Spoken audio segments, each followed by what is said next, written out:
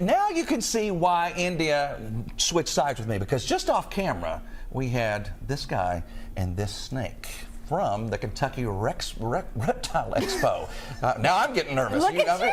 I was sweating. It is Kentucky's premier reptile show and is an excellent opportunity to see fascinating reptiles, amphibians, spiders, insects, feeders, and more. So joining us this morning to tell us more and give us a little bit more education is John. Right, John, who is our speaker. Thank you so much for being here. Thanks for having me. To a degree, thank you for being here. I don't know how to take this, but tell us a little bit about the Expo, because I know a lot of people are really excited about it. So the Expo is 6 times a year. It's every other month. We have almost 200 tables of vendors. A lot of it's all your local breeders, a lot of people that are in the state, a couple out-of-state vendors bringing stuff in. And the show's almost 20 years running now. I think next year makes 20 years. The reptile industry itself is one of the biggest growing pet industries out there. Really? If you think about it, I mean, the average household has people who have pets have 2 to 3 cats or dogs. Sure, and they're a lot of work. If you go on vacation, you got to find somebody to take care of them, take them outside, this and that. Boredom, yeah. Boredom. Yeah. Now granted, a pet snake's not going to play catch with you, but they're a lot much lower maintenance. You're looking at something that you don't need to handle all the time. You don't need to feed them all the time. They've got a much slower metabolism. On the other hand, like geckos, they need a little more work. Feed every couple of days, spray, stuff like that. But in general, reptiles in general are a very low maintenance animal.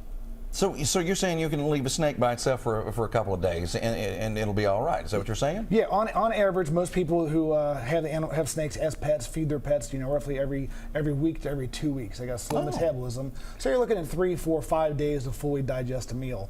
The only downside to snakes is we know what their diet is, and most people don't like that part of them. That's why we told people about the geckos, and some people like spiders. I mean, I'm not a spider guy, but I respect them. I love them. Anything with legs, I'm not a fan of. But that's just me. But overall, like I said, you're looking at something every 2 weeks to feed it. So if you're going on vacation, you don't need to find a kennel for it or nothing like that. Make sure it's got a clean cage. Feed it, water it before you leave, and that's good to go when you get home. So people are looking to possibly get a reptile. What should they know beforehand? I mean, like anything else, when you're trying to purchase anything between cat, dog, snake, or even a car, I mean, do your research, do the background on it, look what's available, look what it takes to take care of that animal. Even though it is low maintenance, make sure you got everything set up right. The cage, the proper caging, the proper lighting, the proper heating, and different reptiles require different things. Some require, like a snake requires more heat, and they don't like to be hot, like a hot spot of like 88 to 90 degrees, where a crested gecko, no special lighting, no special heating, and these guys live on a powdered diet. Like a powdered fruit diet. That bad boy hasn't moved. He has. What I was getting ready to say. It looks like a fantastic pet to own because it's just hanging out over here. I have trained him well. Yes, it does fantastic. What kind of snake are we looking at that you have in your hand? This is a ball python, and the morphs, they're called morphs. Anything with color, pattern, they call them different morphs. This is actually a piebald. Being from Kentucky, everybody down here should know what a piebald or a paint horse is, where no two look alike. The thing of the piebalds are the same way. This is considered a high white. But some of them have low white. No two look alike. Some have just a little spot of white. Some are 50-50. But the ball python is the #1 snake in the hobby right now, because and you're looking at this is an adult male. So you're talking 3, 4 foot. Females get 4. 5 is big, but 4 is average. It's a very low maintenance animal. Most animals are fight or flight. These guys are flight. Usually when you bump the head, they back off. I saw that. So they're not aggressive at all. Everybody thinks snake bites are the evil thing. It's like heaven forbid it happens, which play with fire, you get burnt. Sure. But it does happen. But it feels like a small little pinprick. It's nothing major. Okay. It's not like being cat or bit by a cat or a dog, which is usually a little worse. But yeah, like I said, low maintenance. I mean, they're just super. They're very inquisitive animals. The ball pythons like to hide a lot. Once you go with something bigger, like a boa constrictor or a corn snake, those are more active snakes. Okay.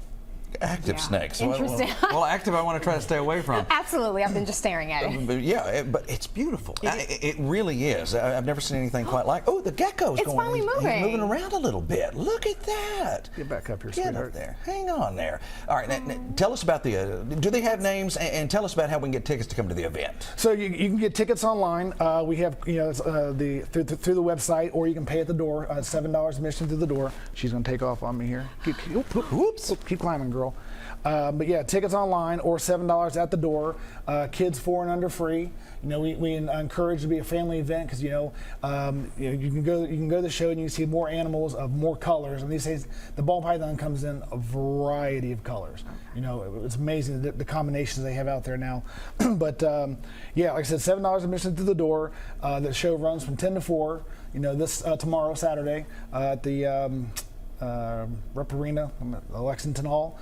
So yeah, I mean it's a great event. You know. Now let me ask you this: these are the types of animals we're going to see. Do you have any venomous that'll be on display? Everything, no venomous. Everything there is just going to be just like this. Everything is captive born and bred, and like I said, 90% of it is probably by local breeders ourselves. So nothing venomous, nothing dangerous. Okay, cool. Thank you so much, John. Because I wouldn't want to get those mixed up, you know.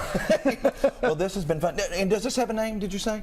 This is Lucy. Lucy, and who's that? That's Cher. Cher. Lucy and Interesting. Cher. I love that. Hanging Thank out with us. you. So go see Lucy and Cher at the event this weekend.